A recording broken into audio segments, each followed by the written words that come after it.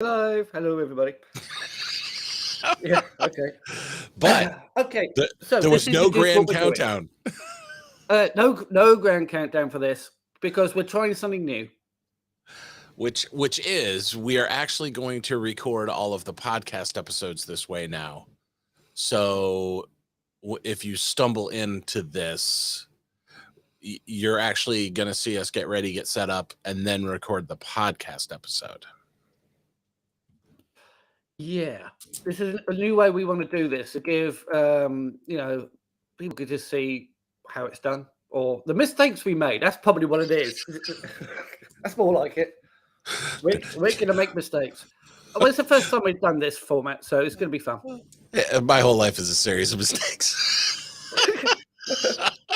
All right. Anyway, so let's get into it. So, okay, just to point out, as it's our first time, we've got certain bits that are not working. Like you can't push a button to play the intro music. I've got to insert it afterwards. I can, but I can't hear it. So, well, you can. Don't worry about it because I'll insert it when it comes to doing the audio version. Yes, and people will have to know that I can't hear it because I have to set my whole setup again because I just got back from 30 days of live events. So now I'm literally sitting on a pile of cables and all kinds of crap. Yeah, I thought you were sitting a bit awkward. Okay. So anyway, so please bear with us as we dive into this new experiment, this new format. All right. So what I'll do then, we've got to leave a pause for the editing. So 1, 2, 3, and then I'll do the intro, and then we'll get into it. I'll do the intro. There's got to be a pause so I can insert the music, and then a brief outline of what we're talking about this week. Intro away. In this episode, we're talking about the biggest news from the last few days. Elon Musk has gone and bought Twitter. Yeah, so the big news this week. Elon Musk has gone and bought Twitter. And I'm not sure it's going as well as he thought it would. He's a tool. Honestly, I love Teslas. They're great cars. I think SpaceX is awesome. It's him I can't stand. He does tend to blunder into things slightly. He's the kind of guy who goes off and does something, and if it works, brilliant, he's away. If it doesn't work, then he stumbles around until it kind of does. Yeah, he feels his way in the dark. And he's doing some, or at least he's talking, right? He's one of those people that he puts out this stream of consciousness, on the social platforms that like where he's going to start charging $20 a month to get the little blue verified dot, right? No one's going to do that. Let's just double check this. He's okay. Whether you say he is or Twitter is the same thing because he's fired all the directors. He's now the CEO and is sole in charge. Yeah. So it's just him. So what he says and what Twitter says are kind of the same thing. So they're planning, underlined, to start charging £20 a month for the verification. Now, it's not just a blue tick. There's going to be extra services you get for that. But already people are saying, no, we're not going to do that. Well, because for a lot of people, now $20 a month is not a lot of money, right? Especially if you are a celebrity, someone who is, in that sphere. Can you just, okay, this is the benefits of doing it live. Hang on 1 second. I hate this. Mute yourself. No.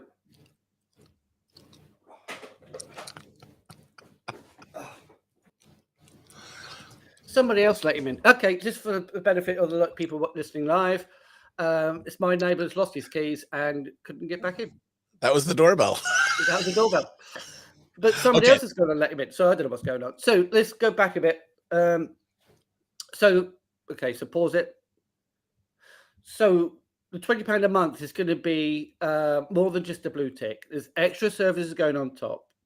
And so they're trying to give it a bit more value. But something that has always been a no-cost thing for a platform that may not have mattered. That's going to be right. So if you're looking at someone like Stephen King, the author, I follow him on Twitter. He's funny. It's great. He's already saying, I'm not doing that. And for him, $20 is not a huge thing, but he's just like, why? Well, it's the getting the value for that 20. Are you going to get value? But again, we'll come to the reason why he's doing that. So the second thing he's done, so Twitter Spaces, you used to be able to get people to buy a ticket to listen into a Twitter Space. That's planning to be dropped. And so I mean, I'm not sure whether that's a good or bad thing. I don't know how many people were using the ticketed spaces, so that might be unimportant. Well, the one thing that I think that he's doing that is good is a refocusing on video, which is a good thing, right? As long as they don't try and clone or copy Instagram and TikTok, as long as they keep it, as long as they figure out a way to do it differently, I'm all for that. Well, we're talking about how Vine may well be coming back. It was dropped in 2016, even though most people thought it was a really good way of doing things. But it was a separate app. It was part of Twitter, but it was separate. So the reports are that Twitter, it will be reintroducing Vine, but integrated. So I can see that you've got Spaces for audio, you've got Vine for video. It's not a bad combination. No, not at all. And just because I'm not a fan of Elon Musk doesn't mean some of the things he's doing don't, they make perfect sense, right? That is something that makes perfect sense. The one thing I think that people are fearful of is what is he going to do as far as users? Who is he going to be letting back on that platform? Yeah, we've had this conversation. Because we talked about it, and your point was, to let all the crazies back in. If he lets the crazies back in, there will be a mass exodus for the doors. I can see that as that is a downside, but there's a kind of an upside to it slightly. So funny, because this is where we absolutely disagree. Yeah. All right. So before we get on to that, one last thing is a report from Mashable. Of course, all the links and things we're citing will be in the show notes. Mashable is reporting that Elon Musk seems to realize he needs advertisers for Twitter. In other words, he's suddenly deciding, I've just spent all this money. How am I going to get it back? Well, and that's actually kind of where I was going with people coming back on, right? A platform like Twitter, in order to make money, has to have advertisers, right? Yeah, I don't really see any other way around it. $20 a month to get a little blue check mark is not going to cover your costs. So he's got to play nice with advertisers. And if those nutsos come back in, Ford Motor Company is already stopping ad sales on Twitter until they see how it shakes out. Right. If you have, you can't have your only advertiser being the MyPillow guy. Right. They don't have enough money to support you. You need big advertisers. You need actual real corporations that are spending millions of dollars on advertising, not some dude who does an ad buy, for a week's worth of Mother's Day sales. But let's just make sure there's a difference here. We're talking about the big corporates. So people like the Ford Motor Company, they're pumping millions into Facebook, Instagram. They're all over the place. So if Twitter for them is just another place, then dropping it, it's not going to make any difference to them. They'll just put the money somewhere else. If you are a creator and you have a sizable audience, you're a bit of an influencer, you're not going to go anywhere because that's where your income comes from. Ford Motor Company's income is coming from what they sell, whereas a creator may live on Twitter because that's where they're getting their source of income from. That's where their source of income is now, right? If the Looney Tunes brigade starts coming back through, your user base as a creator might actually head for the exits as well, and now you have to reacquire them, right? You have to then go find where they end up, and it may not be all in one location, right? You may have some that go back to Facebook, you might have some that go to LinkedIn. Oh, there's plenty of social media to go into. However, bear in mind that while everybody's speculating what would happen if, it is an if, because Elon Musk in the past has said he'll do one thing, he examines it, goes, oh, no, that wasn't a good idea, totally backtracks. So it's quite possible that once he sees that people are leaving, he'll go, oh, no, that's a crap idea. I better not bring the crazies back. One can only hope. But as ever, I mean, you can speculate as much as you like, but in practice, you have to wait to see what happens. So let's take a quick break, and then let's come back and talk about what it means for meetings and events. Okay.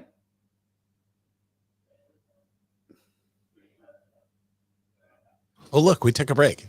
Yeah, we did. So let's dive back into this.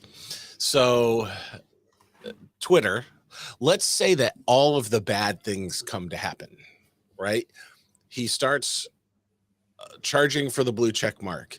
He lets every crazy back on the platform, including the Cheeto in chief, right? They all come roaring back to Twitter, where it now becomes, for a lot of people who don't follow that type of stuff or who avoid it, okay, no harm, no foul, right? You're just going to see your regular old feed. But for most of us who follow trending news and things like that, Twitter has it could become a cesspool really fast. Yeah. But if you're a meeting prof on doing your thing with your connections and your people that you follow, are you going to actually notice any difference if the crazies come back on? Because don't forget, most crazies are talking about the politics, the conspiracy theories, the whole range of topics that may not actually encompass the meetings and conferences industry. So you might not actually see these people at all, and it might not make any difference to you whatsoever. No, but what you may start to notice is your audience is going away. Because literally every single person that I've talked to that is on Twitter says that if the flea bags come back, they're leaving, or at least they're not going to use Twitter anymore. That, like for example, myself, right? Am I going to leave? No. Am I going to stop using it? Yeah, probably. So if all of a sudden your market starts to leave the platform, you're going to have to go somewhere else. Well, if you're a good marketeer and you're trying to be a bit of an influencer and get people's attention, then as a good marketeer, you go where your audience is. If they all disappear off to LinkedIn, well, that's where you go. So it's not a major problem. All we're talking about is how, I wouldn't say a small minority. It depends when a minority stops being a minority, becomes a majority. But there's going to be that bad bunch who's going to spoil it and move people away. But so if they all go to LinkedIn, you go to LinkedIn. That's what marketers do. You go where the audience lives. So here's one of the problems, though, right? We already know that a lot of small and mid-sized and even large organizations now are hurting for staff. They are hurting for budgets. They're hurting for all of that stuff.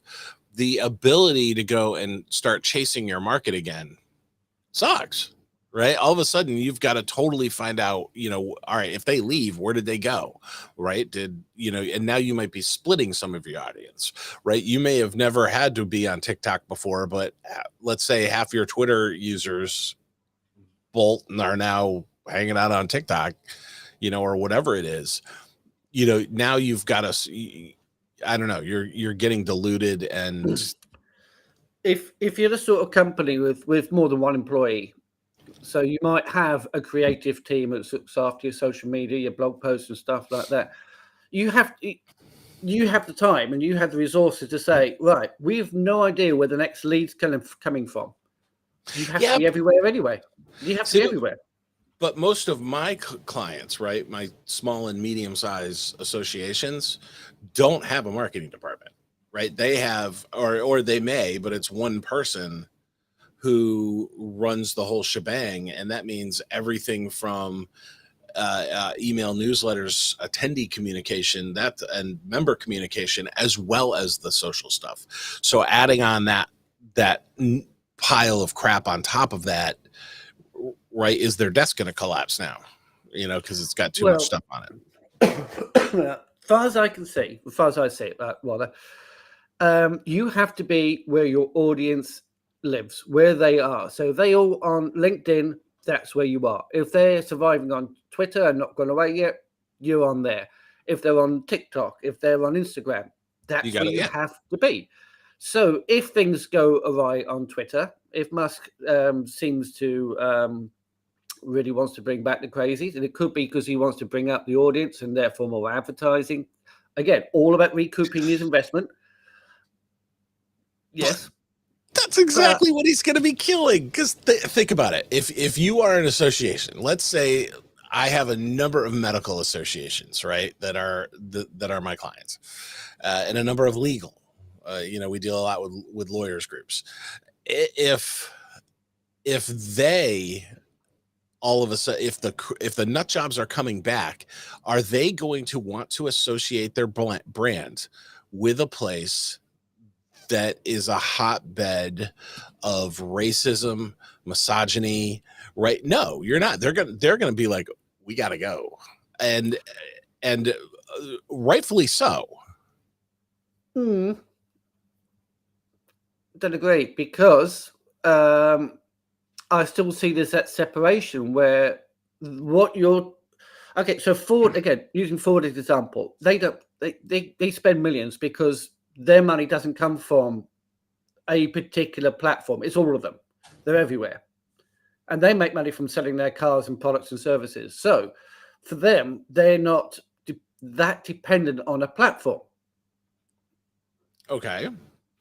If you're a sole creator, you might not have any choice. You might have to still be on Twitter. However, it doesn't mean to say that the crazies are going to come and mess around with you because you're in one place and they're in the other. Right. But it's and this is where you and I diverge and where we have differing opinion. My thought is, you're just not going to associate with the Twitter brand at all, because it is known to be a place where these types of conversations, this type of harassment, this type of nastiness happens.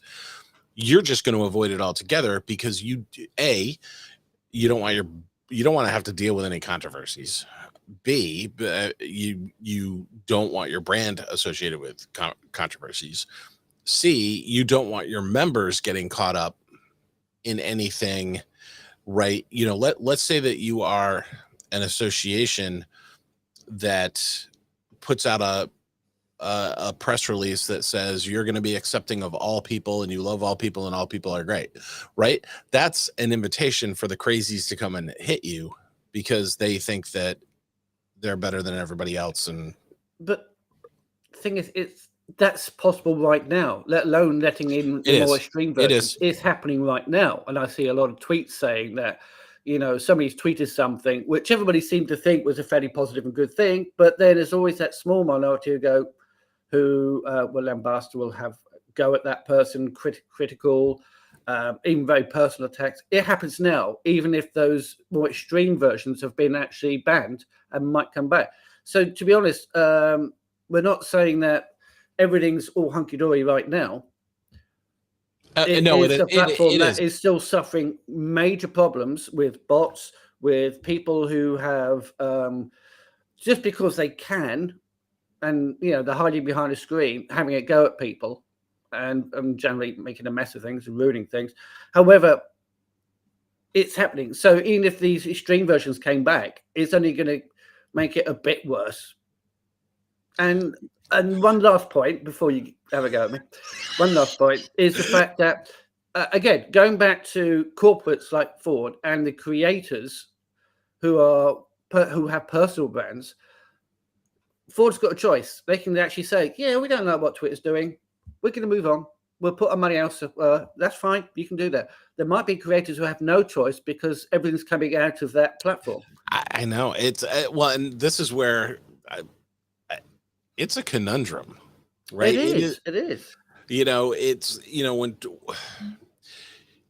is Twitter a hotbed of sanity? No, not even remotely. But at least there were some brakes on the car going down the mountain, right? They weren't good brakes, but at least they were brakes, right? Yeah. And bad things would happen, and somebody would try and do something about it. But now, since Musk has been back, you've already seen a 500% uptick in the use of the N-word, which is, I mean, just who does that? But there's a 500% increase in that. And that's only the beginning. They haven't even let the nut jobs. That just told all the people that are already on the platform that it's okay to be an asshole. I think that was that, from what I've been reading, that was a case of, okay, so they're relaxing the rules about what can be said. Let's see how far we can push it. And they're pushing really hard right now. But anyway, let's roll it back a little bit. So we've got meeting profs, we've got conference planners and event planners who are sitting there going, okay, should we be on Twitter right now, considering what might, and I like to underscore, might happen? Stay where you are for the moment. Yeah, I'm going to agree with that. It's kind of like a stock that dips a little bit, right? Just hold it. Just because do what you're doing, and let's see how it plays out. It's because don't forget, with Elon Musk, it's always, I'm going to do this. And then days later, or sometimes hours later, rolls it back and changes his mind, which is fine. People are allowed to change their mind. However, when you're in that kind of position, you have to be a lot more careful about what you say. Yeah, and yesterday I saw a news report that some of his VC buddies, his venture capital buddies, are sniffing around, and for the majority of those guys, again, dicks as they may be, they do know how to make money, and they are going to put or at least try and put the brakes on some of the crazy stuff that he wants to do. Yeah.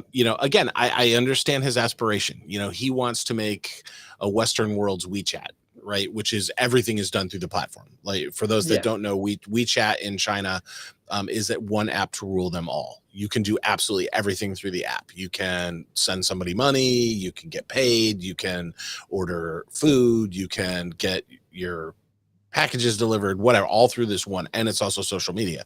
You can do it all through that one app. He wants to create something like that. I don't necessarily think that's a bad thing. But if you think about it, ever since Twitter's taken a long time to roll in new features, to grow its platform. If Musk can come in and say, right, this is what we're doing and this is how it's going to work, that would help. That would make the platform grow. Yeah. And we've actually bought into exactly what he wants people to do. We're talking about Twitter, right? So it ultimately maybe 2 weeks from now, he may come out and say, these are the new rules, and the rules will actually be decent rules. And, this if you say certain, it could you just don't know.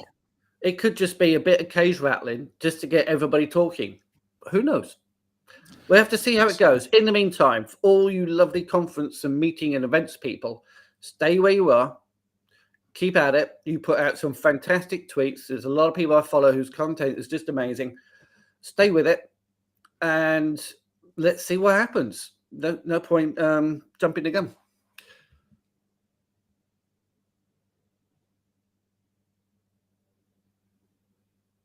And now, all you lovely party people, this is where we will insert the ending.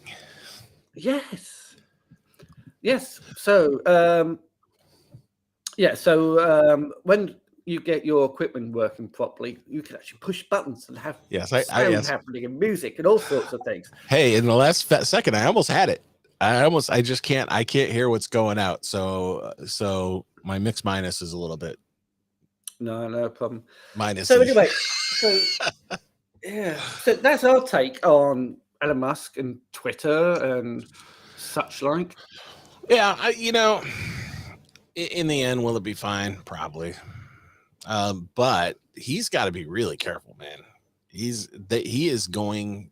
If he goes, he doesn't understand, and his shareholders understand that what he does on Twitter is going to affect SpaceX and Tesla. Right. And right now, SpaceX has a lot of government business. They're launching a lot of people up to the International Space Station, a lot of cargo. And with Tesla, if all of a sudden he is the asshole in chief over at Twitter and letting every scumbag on to say whatever they want, Tesla sales are going to go down. I'm wondering whether he actually understands Twitter and social media and sees it as a separate thing to how you run a space rocket company and an electric car company. Because don't forget, with SpaceX, he's just gone ahead. People have said, no, you can't do this. He's done it anyway. And he's just moseyed on, and he's carried on no matter what people say. In a kind of, he's done that in a similar fashion with these electric cars, Tesla. However, if you now do that with a social media company like Twitter, all of a sudden you're going to lose a massive amount of audience and advertisers. They're going to go. Yeah. You know what his favorite company my favorite company that he owns is? What's that? The Boring Company. Oh, yeah. I mean, the way that they create underground tunnels is fascinating, and it's freaky, and it's fast. They were supposed to do one here in Chicago. There's a place called Block 37. It's in downtown Chicago, and there's already a gigantic train station built. It's dormant. It's dormant. They were going to connect it and have an express train to O'Hare Airport and to Midway Airport, and they never did it. Well, a few years ago, he came in and he's like, "We'll finish it for you," and he was giving the city a cut-right praise to go and build a subway, an express subway all the way to O'Hare, and then one all the way to Midway Airport, the two airports. Yeah. And the city said no, which I'm sure there were in the details. There's probably a good reason why. But I mean, his completion timetable was like 2 years. It was like, we're going to start and we'll be done in 2 years. It's like, really? That would normally take like 20. Yeah. I mean, that's a heck of a speed, isn't it?